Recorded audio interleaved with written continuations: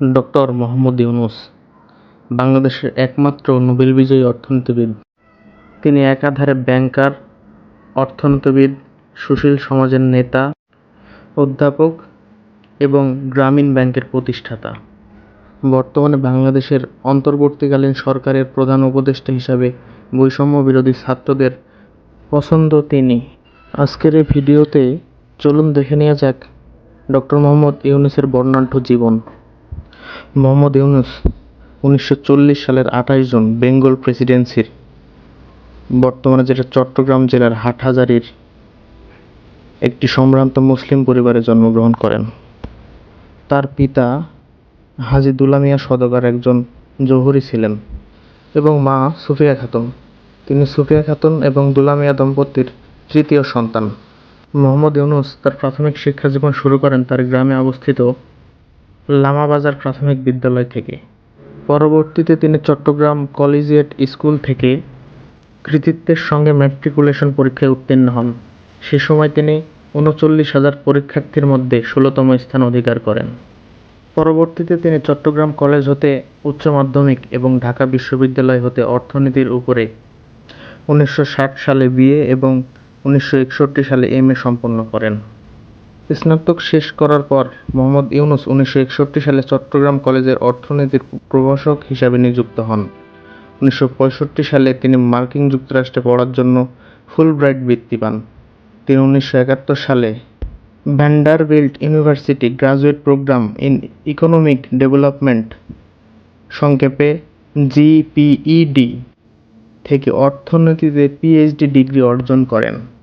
দেশে ফিরে মোহাম্মদ ইউনূস পুনরায় চট্টগ্রাম কলেজে যোগদান করেন এবং পরবর্তীতে 1974 সালে চট্টগ্রাম কলেজের অর্থনীতি বিভাগের প্রধান হিসাবে পদত্যাগ করেন। 1974 সালে দুর্ভিক্ষ পর্যবেক্ষণ করার পর তিনি দরিদ্র নিরসনে জড়িত হন এবং একটি গবেষণা প্রকল্প হিসাবে একটি গ্রামীণ অর্থনৈতিক কর্মসূচি প্রতিষ্ঠা করেন।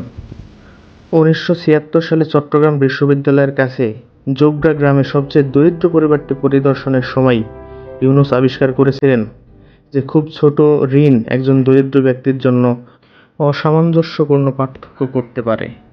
তখন মোহাম্মদ ইউনূস গ্রামের 42 জন মহিলাকে তার 27 মার্কিন ডলার ধার দেন, যার ঋণের প্রত্যেকে 0.50 টাকা লাভ করেছিল।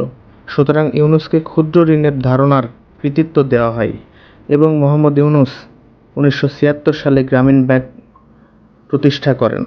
গরিব বাংলাদেশিদের মধ্যে ঋণ দেবার জন্য তখন থেকে গ্রামীণ ব্যাংক 5.3 মিলিয়ন ঋণ গ্রহীতার মধ্যে 5.1 বিলিয়ন মার্কিন ডলার ঋণ প্রদান করেন। গরিবের অর্থনৈতিক উন্নয়নে গ্রামীণ ব্যাংকের সাফল্য উন্নত বিশ্ব এমনকি যুক্তরাষ্ট্র সহ অন্যান্য শিল্পোন্নত দেশসমূহকে গ্রামীণের এই মডেল ব্যবহারে উদ্বুদ্ধ হয়। মোহাম্মদ ইউনূস 1996 সালে সাবেক প্রধান বিচারপতি মোহাম্মদ হাবিবুর রহমানের নেতৃত্বে গঠিত তত্ত্বাবধায়ক সরকারের উপদেষ্টা হিসেবে দায়িত্ব পালন করেন। তিনি প্রাথমিক ও গণশিক্ষা মন্ত্রণালয়, বিজ্ঞান ও প্রযুক্তি মন্ত্রণালয় এবং পরিবেশ ও বন মন্ত্রণালয়ের দায়িত্বে ছিলেন।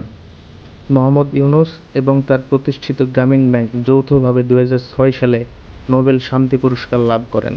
তিনি প্রথম বাংলাদেশি হিসাবে এই পুরস্কার লাভ করেন।